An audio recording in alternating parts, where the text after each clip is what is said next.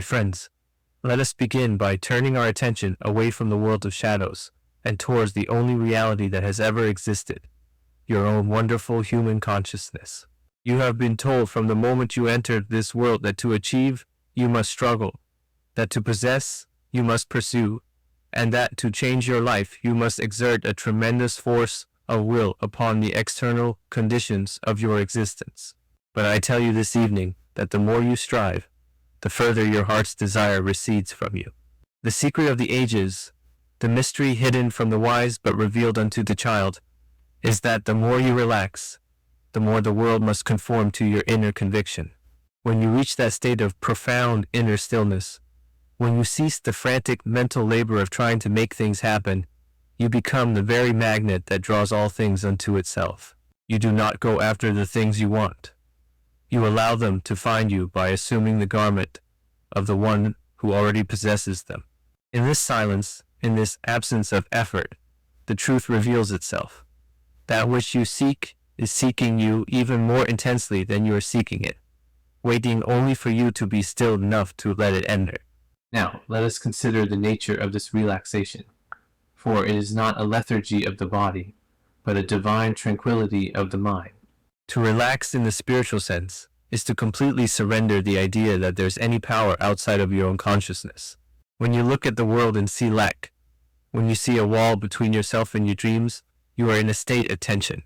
This tension is the fruit of the belief that you are a small, separate entity fighting against a vast and indifferent universe. But as you begin to realize that consciousness is the only reality, the only substance, and the only cause of the phenomena of life, the tension begins to dissolve. You realize that you have been fighting with your own shadow. You have been trying to change the reflection in the mirror by smashing the glass, when all that was ever required was a change in the countenance of the one who stands before it. This is why the more you relax into the feeling of the wish fulfilled, the more rapidly that wish must objectify itself in your world. The world of Caesar cannot help itself. It is a mirror that must reflect the state you have occupied. Consider for a moment the gardener who plants a seed. He does not go out every hour to dig it up and see if it is growing. He does not scream at the soil or try to force the shoot to appear through sheer effort of will. Instead, he enters a state of quiet confidence. He knows that the seed contains within itself the entire plan and power for its own expression. He relaxes in the knowledge that the law of growth is certain. Your desire is that seed. Once you have defined your objective and felt yourself to be that which you want to be, you have planted it in the fertile soil of the subconscious mind. Any further effort, any anxiety, any how or when or where is simply digging up the seed. To relax is to have faith, not a faith in something external, but a loyalty to your own inner vision. You must learn to walk the streets as though you were already the man or woman you formerly desired to be. When you truly occupy that state, there is no room for tension, for you are no longer looking for your desire. You are looking out from it. We must understand the difference between thinking of an end and thinking from an end. Most people spend their lives thinking of their dreams. They see them in the distant future, across a great chasm of time and struggle. They think of the money they want, the love they crave, the health they lack. By thinking of these things, they only emphasize the distance between themselves and their desires. They are in a state of constant mental strain, trying to reach out and grab what they believe is not yet here. But the one who has learned the secret of relaxation thinks from the end. He closes his eyes to the evidence of his senses, which tell him he is lacking, and he breathes in the atmosphere of his desire fulfilled. He doesn't try to get somewhere. He is already there. He doesn't try to become someone. He is already that person. In this state of total psychological occupancy, the mind is at rest. There is no more seeking, for how can you seek that which you already possess? This is the great paradox. The world only gives to the one who already has. To him who hath, it shall be given. When you are in a state of relaxation, you are telling the universe that you already have. You are radiating the frequency of possession. When you are tense and worried, you are screaming to the universe that you are in lack. And the law of consciousness, being impersonal and unerring, can only reflect back to you more reasons to feel that lack. Your world is populated by the shadows of your own inner conversations. If your inner talk is one of struggle and trying, your outer world will be filled with obstacles that require more trying. But if you relax and whisper to yourself, "It is done, it is finished," then the very fabric of reality must rearrange itself to confirm that inner decree. You do not need to lift a finger to bring it to pass.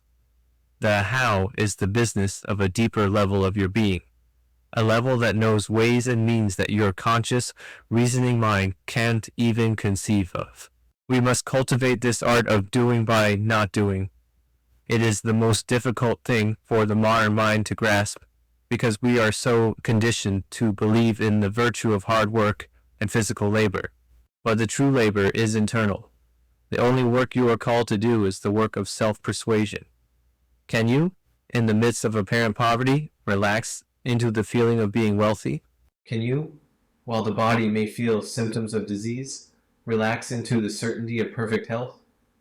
This relaxation is an act of supreme spiritual courage. It is the ability to stand still while the storm of the senses rages around you and to know, with an unshakable inner calm, that the storm is only a temporary shadow. The more you can remain relaxed in your assumption, the more they, the people, the circumstances, the opportunities, will be compelled to seek you out. They will be moved by a power they do not understand, to play their parts in the drama you have scripted in your imagination. You are the master of your fate, but only to the degree that you are the master of your mood. Your mood is the barometer of your state. If you are anxious, you are out of alignment with your desire. If you are relaxed and thankful, you are in perfect harmony with it. Gratitude is the most profound form of relaxation, for it is the acknowledgement that the gift has already been received. When you say thank you from the depths of your being, you have reached the ultimate state of non-resistance. You have stopped fighting. You have stopped doubting. You have allowed the I am within you to take the lead. You must realize that your consciousness is like a vast ocean, and the things you desire are like the tides. You do not need to go out and pull the tide in. You simply wait in the stillness of the shore, and by the very law of your being, the tide must return. The more you can let go of the how and the when, the faster the tide will rise to meet you. Let us not mistake this relaxation for a lack of purpose. It is in fact the most purposeful state a human being can occupy. It is the state of concentrated attention without effort. You have a clear vision of what you want, but you have no attachment to the struggle of getting it. You have already claimed it in the fourth dimension, the world of imagination. And because you know that the imaginal act is the only reality, you are at peace in the third dimension. You walk through the world like an actor who knows the play has a happy ending. Even when the plot seems to take a dark turn, the actor doesn't panic, for he has read the script. He knows the final scene. He is relaxed in the midst of the drama. You must become the actor who has read the script of his own life and knows that his assumption, if persisted in, must harden into fact. As you sit here, or as you lay in your bed, let your body become heavy. Let all the tension leave your shoulders, your neck, your face. But more importantly, let the tension leave your mind. Drop the burden of trying to figure out your life. Drop the weight of your past failures and your fears of the future. They do not exist except in your present awareness of them. In this moment, you are a blank slate. You are pure awareness. And in this pure awareness, you can begin to breathe in the reality of your heart's greatest longing. Do not reach for it. Let it drift toward you. Let it settle upon you like a mist. Feel the relief that comes with the realization that it is already yours. This relief is the signal that you have successfully moved from the state of desiring to the state of possessing. The more you can dwell in this relief, the more the world will begin to chase you. You will find that people who can help you will appear out of nowhere. Doors that were previously locked will swing open of their own accord. You will be led by a series of coincidences, a bridge of incidents, toward the physical manifestation of your state. And you will look back and see that it was all so effortless, and you will wonder why you ever bothered to struggle at all. This state of relaxation is not something we visit for a few moments in the silence, and then discard as we return to the clamor of the world. It must become the very foundation of your daily walk. You must learn to carry this inner stillness into every encounter, every task, and every moment of your waking life. For the world is nothing more than your own inner conversation made visible. If you are quiet enough, you will hear the voices within you, the perpetual chatter of your thoughts, and you will see how they are constantly weaving the tapestry of your environment. Most people are unaware that they are the authors of their own misfortune, for they allow their inner speech to be dictated by the morning paper, the rumors of the marketplace, or the cold evidence of their physical senses. They speak to themselves of lack, of difficulty, and of the many reasons why their desires cannot be fulfilled. And then they wonder why the world continues to present them with those very conditions. But the one who has awakened to the truth of his own being knows that he must first change his inner conversation if he is to change his outer world. You must become a sentinel at the gateway of your mind, watching every thought and every word that passes through your consciousness.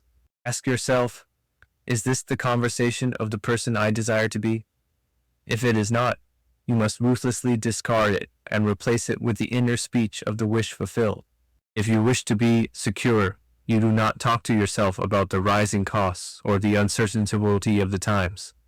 Instead, you dwell upon the feeling of abundance, whispering to yourself of the many blessings that are already yours.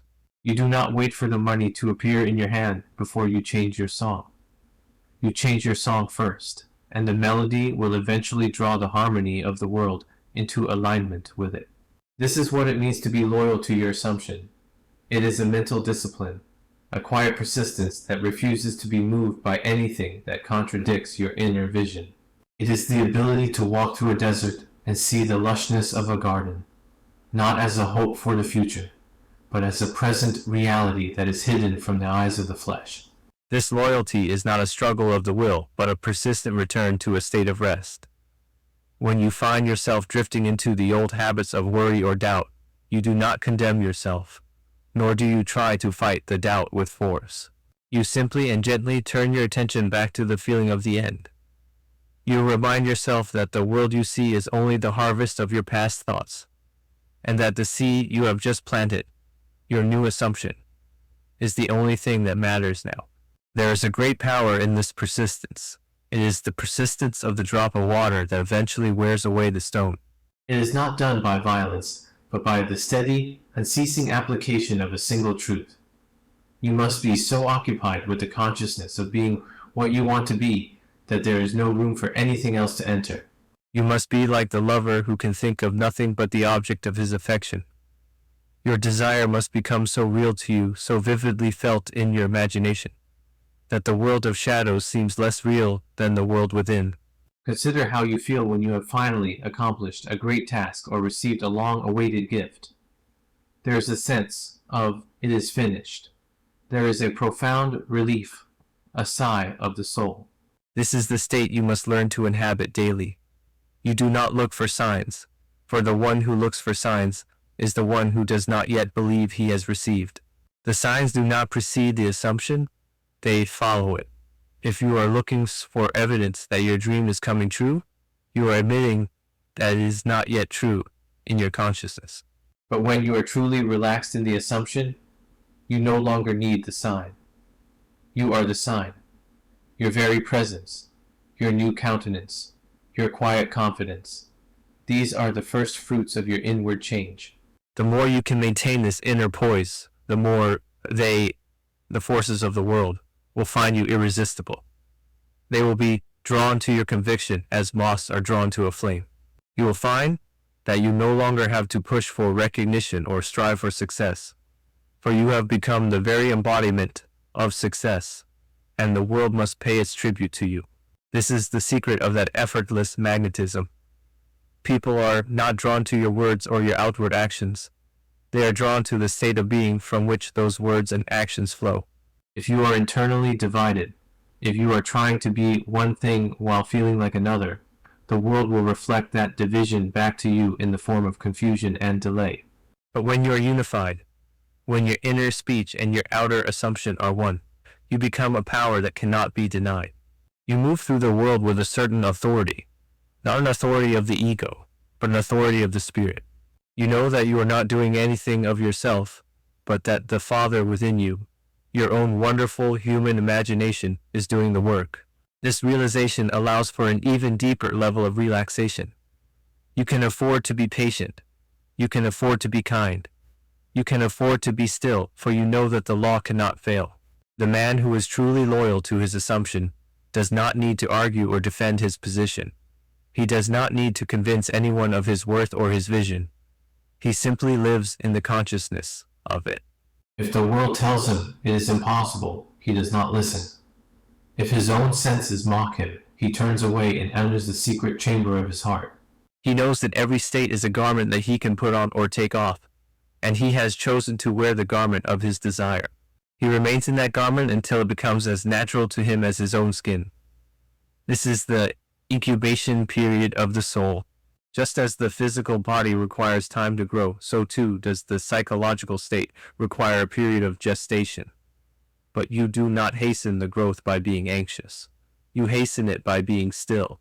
The more you can relax into the feeling of I am, the more rapidly the manifestation will occur.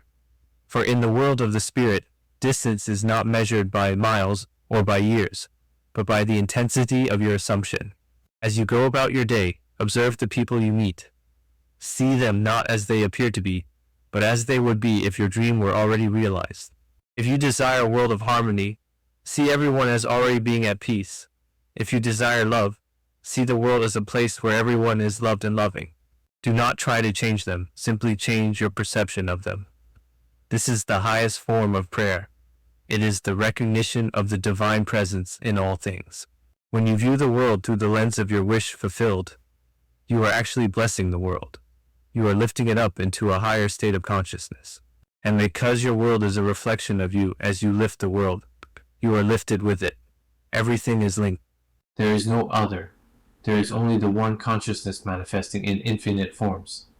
When you realize this, the need to compete, the need to struggle, and the need to possess vanish, and in their place comes a profound and lasting peace. This peace is the ultimate relaxation, the state where the world can no longer touch you, but where you touch the world with the power of your love. Do not be discouraged if the old habits of thought return from time to time. The world is a very persistent shadow, and it has been conditioned for years to react to the old you. Simply notice the old thoughts as you would notice a passing cloud. Do not judge them. Do not fight them. Just let them pass and return your gaze to the sun of your new assumption. Remember, it is your attention that gives life to a state. If you withdraw your attention from the old state, it must eventually wither and die.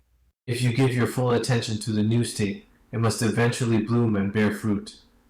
The more you practice this gentle redirection of your awareness, the easier it will become.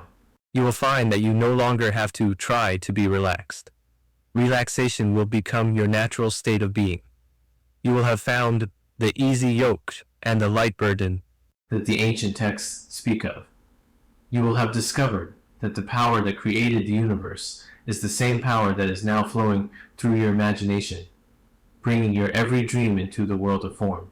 We come now to the final and most sacred stage of this journey, the state of the Sabbath.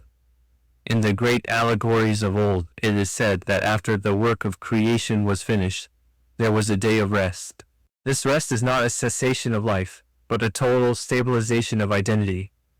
It is the moment when you no longer feel the need to affirm, to visualize, or to practice any manner of mental discipline, because you have become the thing itself.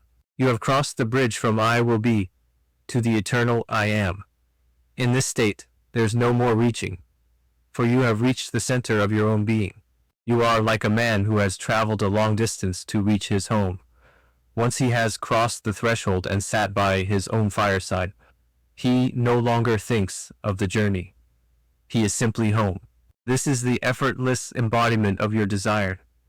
It is a state of a quiet certainty where the world of shadows no longer has the power to disturb your inner peace. You have surrendered the small, struggling self to the infinite wisdom of the deep. And in that surrender, you have found the only true power that exists.